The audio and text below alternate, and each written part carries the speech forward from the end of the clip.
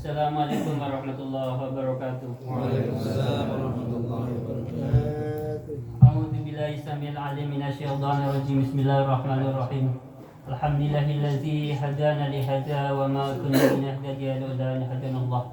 Wassalatu wassalamu ala sayyidina Muhammadin nuril hidayah wa ala alihi wa sahbihi nujumir rasyad. Qala rabbi shrah li sadri wa yassir li amri wa hlul 'uqdatam min lisani yafqahu qawli. Raditu billahi rabba wa bil islami dina wa bi Muhammadin nabiyya wa rasula wa bil qur'ani imama wa hukma rabbi zidna ilma wa arzuqna fahma amma ba'du faqul. Hadratal muhtaramin wal mukarramin para alim para sepuh semua yang saya hormati dan saya muliakan, khusus kepada pimpinan majelis taklim Samsi Sumus, bila Bapak Ustaz Mabrur yang saya cintai dan saya muliakan serta saya hormati.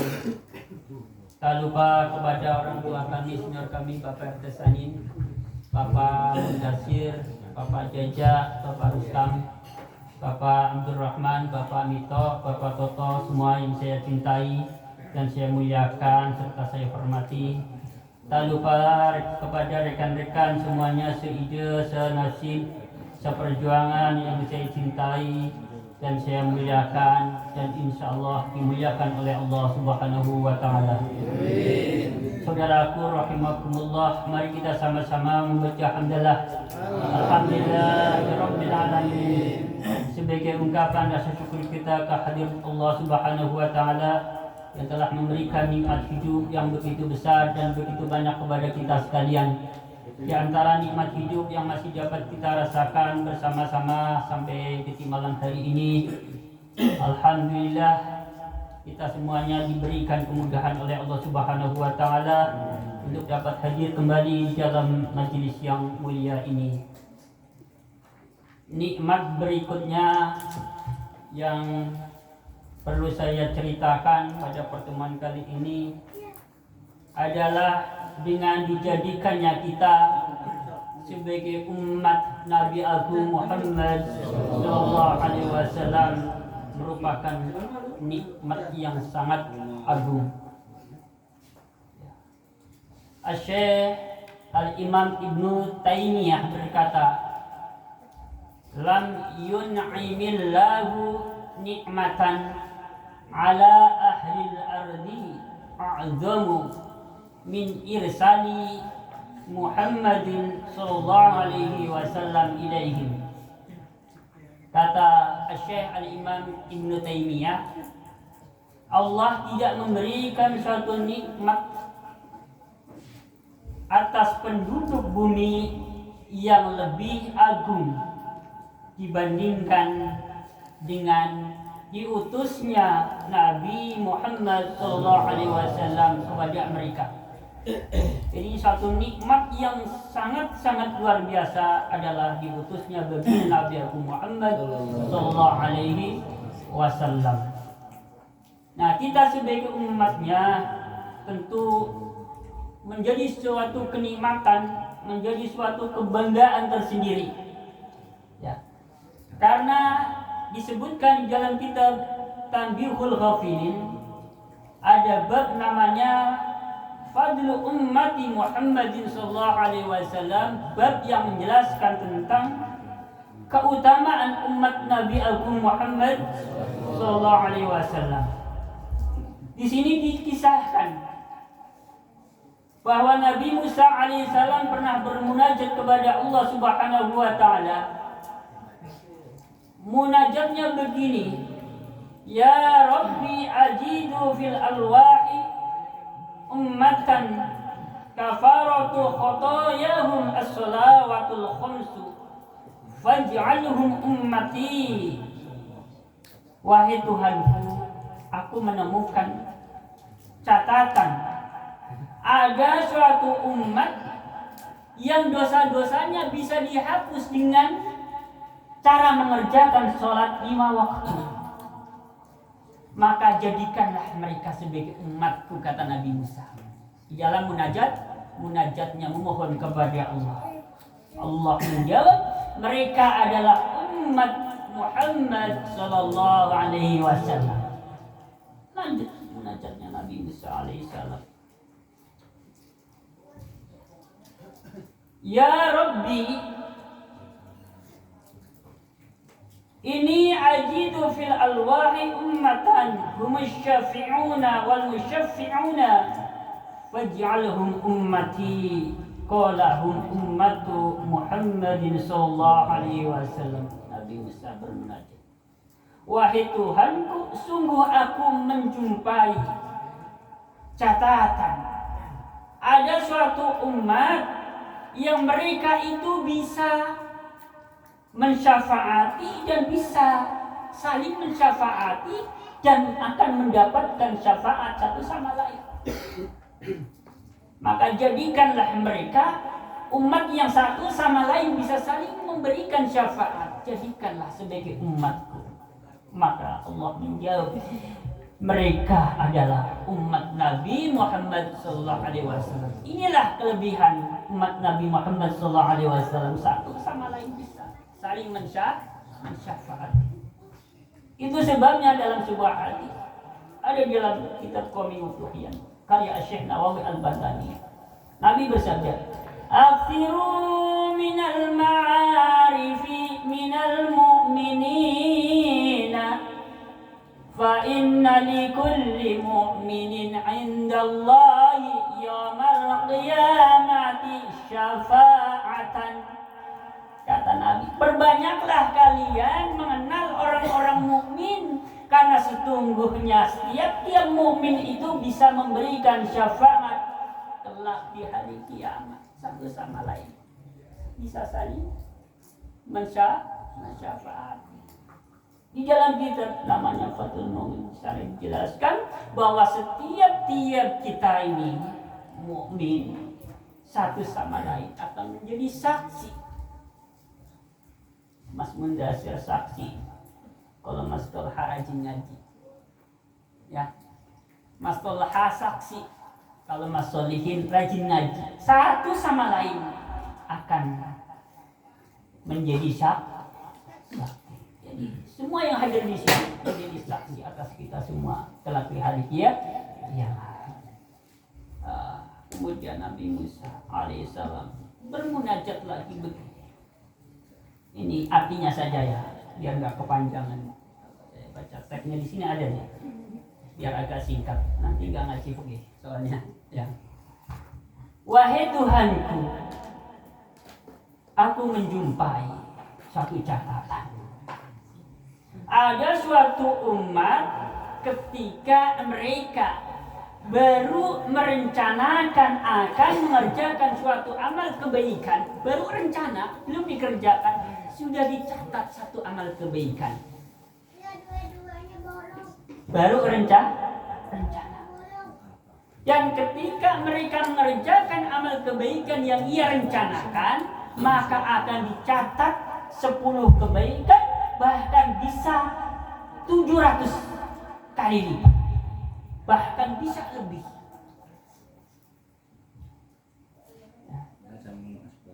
Allah Subhanahu wa taala menjawab munajat Nabi Musa alaihissalam, wahai Musa, mereka itu umat Nabi Muhammad sallallahu alaihi wasallam. Masih ada kelanjutannya tadi sebenarnya di sini. Mereka itu ketika merencanakan memiliki niat jahat dan tidak dikerjakan, punya niat elek tapi tidak dikerjakan, maka akan dicatat satu kebaikan. Nggak kepengen marahin orang umpamanya, enggak lah, enggak jadilah, enggak bantu. Satu kebaikan gitu. Inilah kelebihan umat Nabi Muhammad sallallahu alaihi wasallam. Sampai-sampai Nabi Musa alaihissalam ini seolah menginginkan bahwa Nabi Musa alaihissalam kepingin menjadi umatnya Nabi Muhammad sallallahu alaihi wasallam, padahal Nabi Musa seorang nabi dan juga seorang rasul, memiliki umat tesih kepingin jadi umatnya Nabi Muhammad sallallahu alaihi wasallam. Ini sebagai bukti bahwa umat Nabi Muhammad sallallahu alaihi wasallam diberikan keutamaan atas umat-umat yang lain. Maka Allah Subhanahu wa taala telah mengetahui bahwa Nabi Musa alaihissalam seolah penting jadi umatnya Nabi Muhammad SAW. Allah menurunkan wahyu kepada Nabi Musa. Wahai Musa, sungguh aku telah memilihmu dengan risalahku, dengan kalamku atas manusia. Maka ambillah yang telah aku berikan kepadamu dan jadilah kamu menjadi golongannya orang-orang yang bersyukur. Udah Musa, kamu sudah aku jadikan menjadi seorang nabi.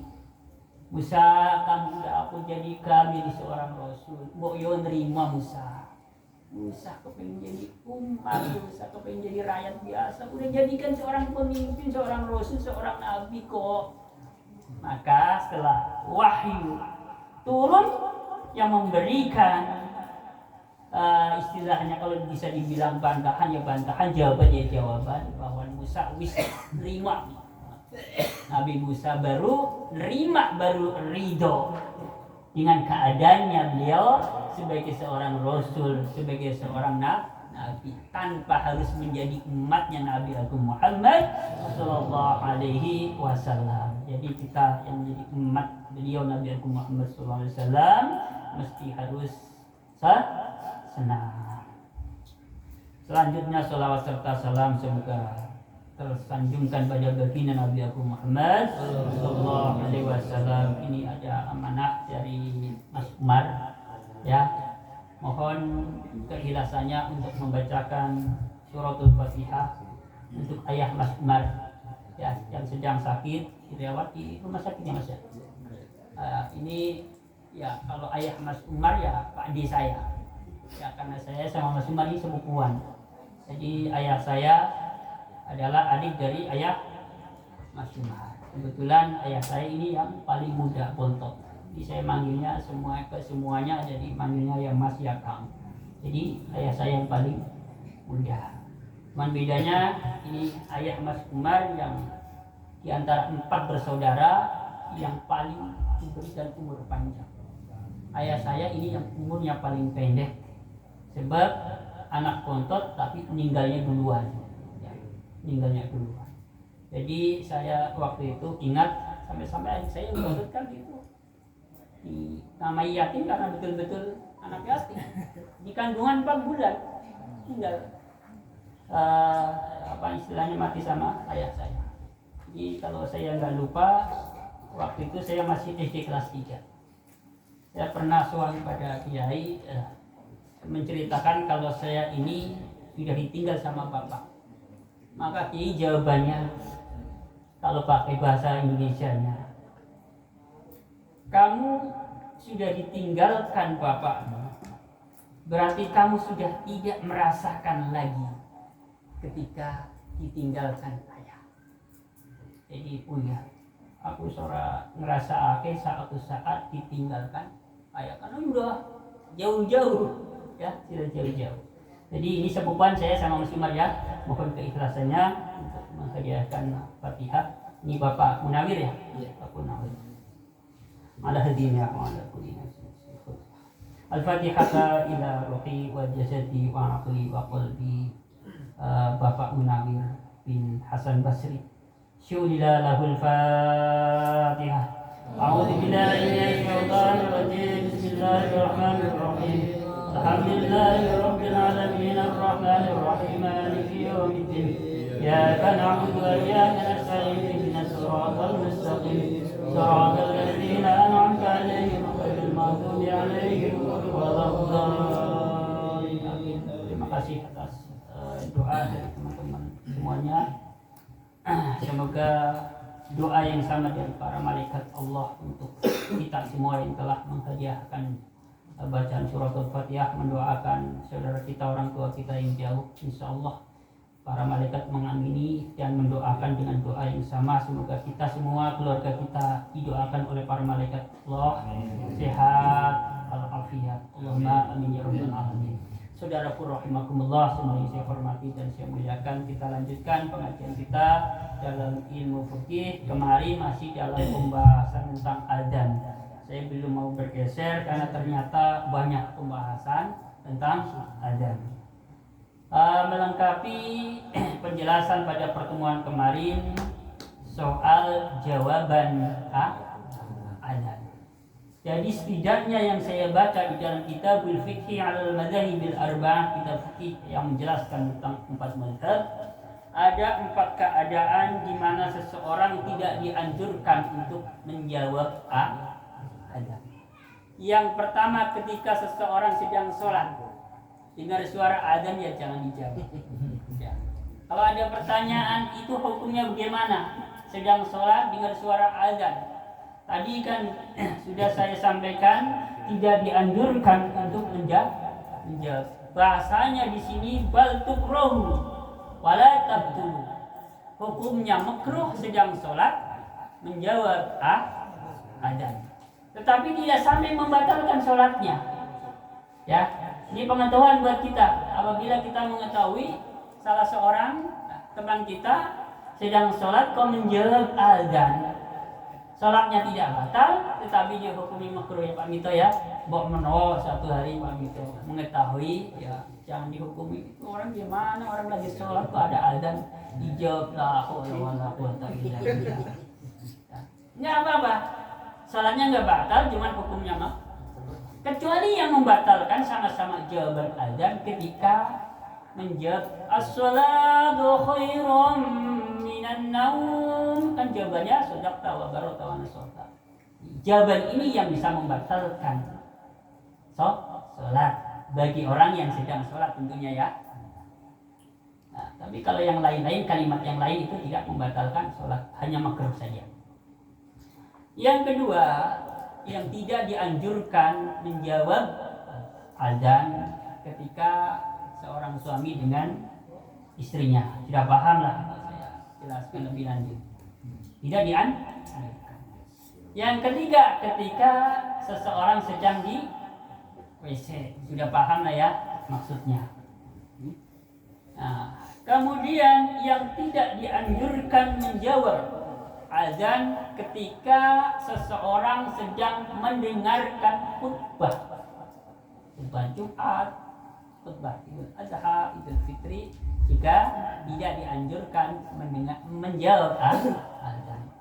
Kok bisa? Ya bisa lah. Azan kan pakai speaker. Kita lagi sholat di sini, ya. Di sana ada azan. Dengar kan? Ya. Tidak dianjurkan ketika kita sedang mendengarkan khutbah, tidak dianjurkan menjawab azan. Karena ada bagaimana ketika seseorang sedang berzikir, sedang membaca Al-Quran umpamanya, kayak kita di sini sedang zikiran bareng-bareng, ada baca roti, ada Asmaul Husna, ada apa lagi? Banyak lah ya, baca selawat berjanji. Kok dengar suara azan? Bagaimana? Ya. Di sini maka ada masalah khilafiyah. Kalau menurut mazhab Syafi'i dan Hambali dianjurkan, ya, dianjurkan. Terus bagaimana ketika seseorang sedang ngaji? Yang ngaji kayak gini nih di pengajian, dengar suara azan. Nah, di sini dalam mazhab kita, mazhab Syafi'i, dianjurkan menjawabnya. Nah, ada lagi, bagaimana ketika seseorang sedang makan? Ya, dianjurkan menjawab azan atau tidak? Maka ketika seseorang sedang makan, dalam mazhab Syafi'i dan Hanafi tidak dianjurkan menjawab. Kalau kita lagi makan, dengar suara azan tidak dianjurkan. Tapi kalau mazhab Maliki dan mazhab Hambali dianjurkan menjawabnya. Ada masalah khilafiyah. Ini berkaitan dengan masalah menjawab azan. Saya lanjutkan lagi. Nanti kalau misalkan ada yang masih belum jelas boleh disampaikan. Saya lanjutkan lagi. Ini berkaitan dengan masalah azan. Azannya orang yang sholat qodho. Ya. Mungkin ada yang baru dengar atau tidak pernah dengar atau bagaimana? Ya, saya bacakan. Al-adzanu lis-sholatil faitati, di sini bab menjelaskan tentang azan bagi sholatnya orang yang sudah kepotan atau kehabisan, sudah keluar dari waktunya, alias sholat kotor. Pertanyaannya, apakah disunahkan azan bagi orang yang mengerjakan sholat kotor? Di sini dijelaskan dalam kitabul fikih al-madzahibil arba'ah, yusannu ayyu'adzina lil faitati bi raf'is sauti idza kana yusalli fi jama'atin sawa'un akana fi baiti am fi sahra'i fi khilafi ma idza kana yusalli fi baitihi munfaridan fa innahu la yarfa'u sautahu. Disunahkan untuk azan bagi siapa? Bagi orang yang hendak mengerjakan sholat kok. Cara azannya bagaimana? Birafni shoti, biasa, dengan cara mengencangkan, mengeraskan suaranya. Ya, kali mau praktekin Mas Mendasir, sebuah kesiangan, jam 7, Allahu Akbar, nggak apa-apa. Memang disunahkan. Yang penting semua sudah tahu ini, nggak jadi geger. Kecuali Mas Mendasir ngaji sendirian, ya. Kali-kali setelah subuh jam 7 di kodok azan, yang lain bingung, azan apa ini Pak Ustaz? Ya, sudah tahu semua, nggak masalah. Tapi boro-boro azan ya yang ada, sholat kodok itu malu, ngumpet-ngumpet. Kalau azan kan sama saja ngide, ya. Ini sunnah yang sangat-sangat sulit untuk diterapkan bagi saya. Ya enggak Mas Mendasir. Kalau di azan itu sama saja kita memberitahu yang lain. Ya enggak? Saya kesiangan. Ya kayak gitu. Jadi nampaknya ada kesunahan yang kita serba salah. Enggak dikerjakan ini sunnah, mau dibantah ini sunnah, enggak dibantah kok kayaknya berat banget. Ya. Tapi hukumnya tetap begitu, sekalipun kita terasa berat untuk mengerjakan, sekalipun ya ego kita ini kayak mau membantah. Masa iya pakai azan? Ya, kalau bisa ngumpet, yang lain jangan lihat kok pakai azan. Ya. Tapi tetap ada, ini masalah hukumnya begitu. Ya. Kalau memang sholatnya ini dikerjakan secara berjamaah, baik di dalam rumah ataupun di tanah lapang. Misalkan bagi yang sholatnya istilahnya di lapangan umpamanya. Nah, berbeda dengan sholat yang dikerjakan di dalam masjid. Ya, maka kalau ada orang mau qodha sholat di musola atau di masjid ya azan tetap azan, tetapi azannya fa innahu la yarfa'u sautahu. Azannya jangan dikencengin. Ya, takut bingung juga. Sama-sama disunahkan azan. Ya. Sholat qodha, tetapi kalau sholatnya munfarid di masjid atau di musola ya jangan kencang. Tapi kalau jamaah tetap disunahkan dengan suara yang keras. Di musola, di masjid, di rumah sendiri, di tanah lapang. Bismillahirrahmanirrahim.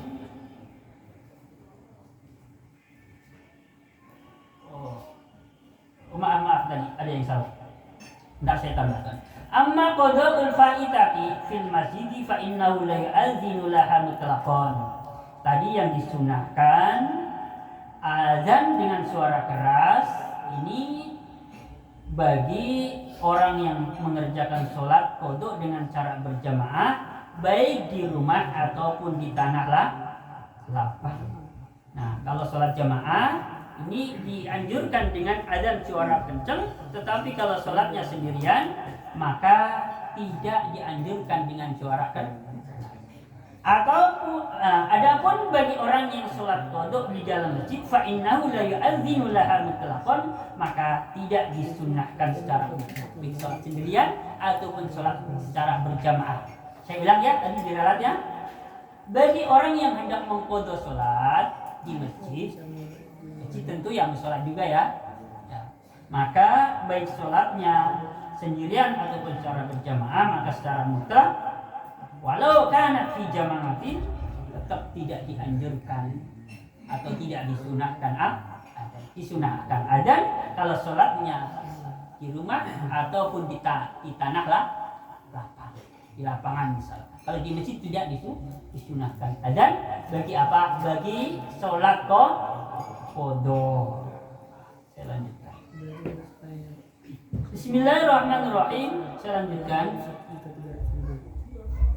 Wa in kanat alaihi fawaidun katsiratun, sekalipun di situ terjadi banyak sekali sholat-sholat yang perlu dikodok.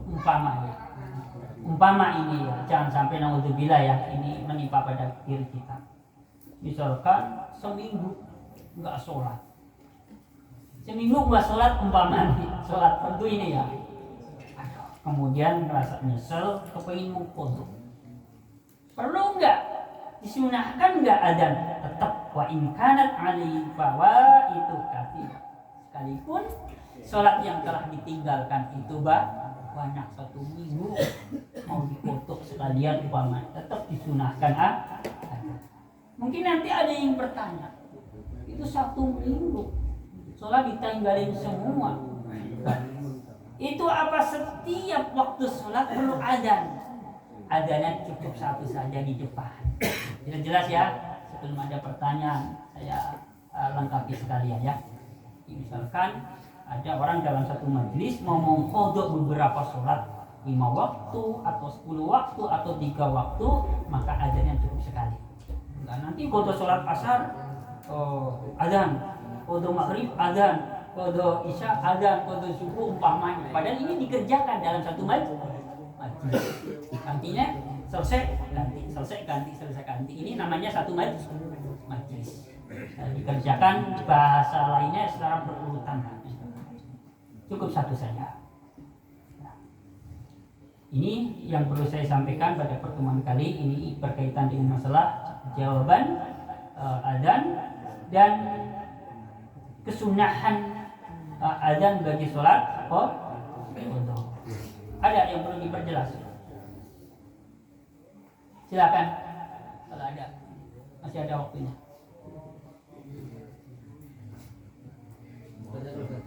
Ya. Saya pernah ini pernah ya. Iya. Pernah ngobrol sama Ustaz. Iya. Dia ngomong adzan itu bisa mempengaruhi jamaah. Dalam artian hadirnya yang sholat itu. Iya. Dikarenakan makhluk dalam adzan sendiri. Iya. Itu gimana? Misalkan kayak hayya 'alas sholah ya. Iya. Kan dari kebanyakan ada yang pakai hayya. Iya. Hayya 'alas sholah kan berarti kan artinya udah Iya. beda gitu kan. Itu gimana tuh Ustaz? Kira-kira ini enggak? Kan saya pernah ngobrol itu katanya itu mempengaruhi orang kan panggilannya udah kurang tepat gitu. Ya. Ya ini saya menanggapi ya, tetapi ini bukan satu jawaban, tapi saya menanggapi dari sisi ini namanya ilmu nahwunya. Ya jelas kalau kalimatnya berubah, kalimatnya kan hayy ya, misalkan pakai hayya misalkan, maknanya berubah. Kalau tadi kan ajakan untuk mengerjakan sholat. Kalau hurufnya berubah, maknanya berubah. Mungkin maknanya di situ bukan mengajak sholat. Ya. Kalau melihat dari situ, kalau ada kalimat, kalau ada ungkapan bisa mempengaruhi terhadap jemaah, ya bisa diterima. Ya, artinya saya bisa memahami dia main pantas gitu. Ya, orang kalimatnya bukan mengajak, ya. Ya. Tetapi ini tanggapan saya pribadi ya. Bukan berdasarkan apa yang saya baca di dalam kitab kita, bukan ya. Jadi beda ya Mas Ardi ya. anggapan secara apa istilahnya pikiran saya atau pemikiran saya dengan apa yang saya atau pengetahuan yang saya baca di dalam kitab itu beda. Ya. Jadi kalau bahasa saya ini pemikiran saya mungkin bisa salah. Ya. Tetapi kalau ini adalah yang saya baca di dalam kitab-kitab suci, ya insya Allah itu benar karena itu disampaikan oleh ulama-ulama terdahulu yang jadi ya saya setuju. Ya ungkapan itu, ya perkataan seorang ustaz. Begitu saya setuju karena saya melihat dari sisi kalimat. Ya. Ya. Ya. Ya, ini di sini masalahnya ini kan masalah teks ya. Ya, masalah teks ya.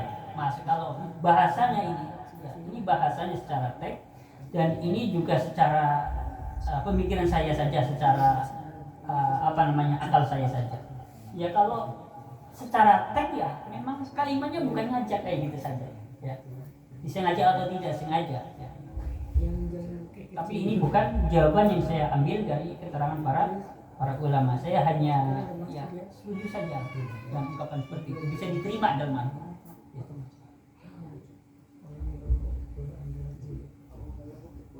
Kalau ada pengaruhnya ya bisa ya, ada pantasnya ada pengaruh. Ada lagi jawabannya setiap ya. kalimat sama yang beda di ayat Rasulullah. Jawaban adzan setiap kalimatnya itu sama kecuali di dua hayya 'ala. Yang pertama hayya 'alas shalah, terus hayya 'alal falah. Ketika muadzin membaca hayya 'alas shalah, maka jawabannya adalah la haula wala quwata illa billah. Ketika muadzin membacakan hayya 'alal falah, maka jawabannya la haula wala quwata illa billah. Kalau azan subuh ketika muadzin membacakan as-salatu khairum minan naum, maka jawabannya shadaqta wa bararta wa ya. Kalau azan, kalau iqamah ya jawabannya sama. Ya, terkecuali dalam kalimat apa tadi hayyal shalah hayyal falah, jawabannya adamahallahu aqamahallahu wa adamaha ma damatis samawati wal ard. Ini jawaban iqamah ketika yang muadzinnya atau yang mengumandangkan iqamah itu membacakan kalimat qad qamatis shalah, qad qamatis shalah, qad qamatis shalah, maka jawabannya adalah aqamahallahu wa adamaha ma damatis samawati wal ard. Ada lagi?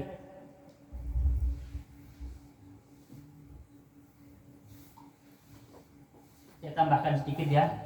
Ada beberapa hal yang dimakruhkan berkaitan dengan masalah azan. Yang pertama yang dimakruhkan bagi muadzin ketika seorang muadzin ini dalam keadaan tidak suci, baik hadas kecil ataupun hadas besar. Yang kedua, ketika muadzin ini anak yang belum balik juga hukumnya makruh. Yang ketiga, ini berkaitan dengan jamaahnya bukan muadzinnya. Ketika azan sudah dikumandangkan, maka seseorang dimakruhkan keluar dari masjid. Kita sudah masuk ke masjid, misalkan masuknya ke situ pas belum azan. Pas sudah ada azan, kita keluar. Ini hukumnya kecuali memang ada satu uzur yang bisa diterima dalam pandangan agama. Misalkan anaknya nangis juga tidak tolongin umpamanya, kalau bisa tolongin daripada ganggu misalkan. Tadinya kan kita ke masjid niat bahwa anak hitung-hitung biji, hitung-hitunglah. Nah, ternyata azan sudah dikumandangkan, nggak lama mau iqamah, sholat berjamaah, anak turun nangis nggak bisa ditolongin umpamanya. Ini kan satu uzur juga. Atau sakit perut nggak ketulungan umpamanya.